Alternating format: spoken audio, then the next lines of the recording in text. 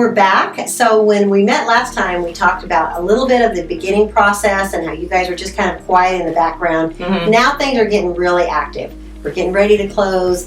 Buyers super excited to get their keys. This is when you guys really start ramping up and are having a lot of communication with the lender. So kind of take us through, starting with the CD or the closing disclosure goes out. So what does that process look like for you? Well, this is a super exciting time when the escrow, because it is sitting there for a little while. The lender will get their CD, the closing disclosure, out to the buyer by e-signature. They'll have all their final figures there to review, and pretty much the final figure is there, but escrow does like to get their final documents.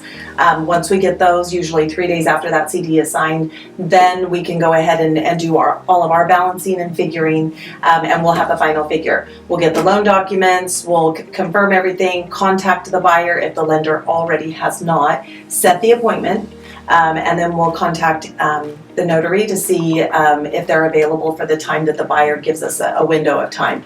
We'll get the borrower signed, and then get the documents back, process all of those to get back to the lender.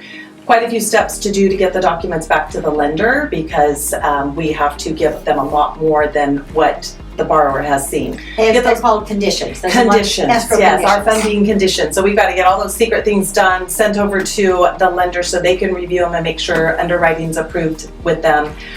We might have some more communication with them during that process. Then buyer will need to come in with their funds. Normally when signing, if it's a cashier's check, if they bank with a credit union, we have to have a wire, because we're not on the same routing system as them. So we need to have immediate access to those funds. So a wire is preferred because it speeds things up.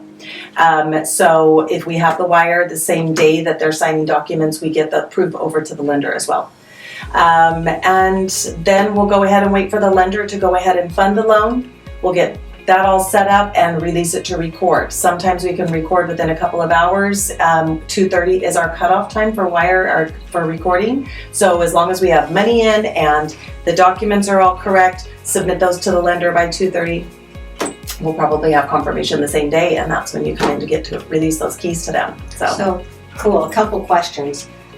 So there's a couple time deadlines during the day. There's a time deadline when the wire from the lender has to be sent in order for you to get it to meet the time deadline for the recorder's office. So exactly. Every lender is different. So some lenders have an 11:30 cutoff. That means that we have to have everything to them before 11:30, and they will need originals. So they would have to have all the original signatures. So if we can get everything to them by 11:30, they can fund. Some lenders, their cutoff time is 1 o'clock. So every lender varies. So we try to do everything as soon as possible. And some lenders you can, they used to call it fund on a fax, where you send the documents over to them by email, scanning them. And that's close enough for them to keep moving forward. Others, it sounds like, need the original. Some need the originals. Country Club likes originals, so they just have to be in possession of them. They don't necessarily look them because we use scanned documents. So, and when they opened escrow, they could bring in a personal check.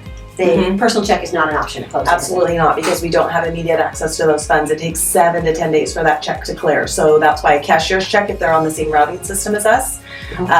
Any credit union is not on our same routing system, so then we therefore require a wire, because the funds go straight into our account and we have immediate access. Perfect. So you send the documents out to the courthouse to record. You guys do that electronically now? Everything's electronic, so we can do it, starting at 8 a.m. We can send documents all the way until 2:30.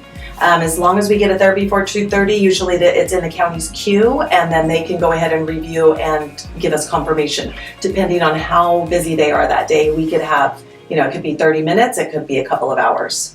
Okay. And then you get confirmation and you email me and say, we're all record. I reach out to the client and say, escrow's closed. Yay. What time can I meet you at the house for keys? And we're done. That's the best part. It's been a long process. We've got a lot of steps involved. We've seen and talk to a lot of the people involved in that process, but we're at the end. Hopefully this helps you understand some of the reasons. People say, why does it take 30 days? So you can see there's a lot of hands that have to touch it, a lot of things that have to happen. So hopefully this helped you understand and join in the excitement. We're all excited with you. We do this every day, but we're still super excited every time we get to give a family the keys to their new home. So thank you so much for joining this journey with us and literally joining the journey on your home. Thank you so much. Congratulations.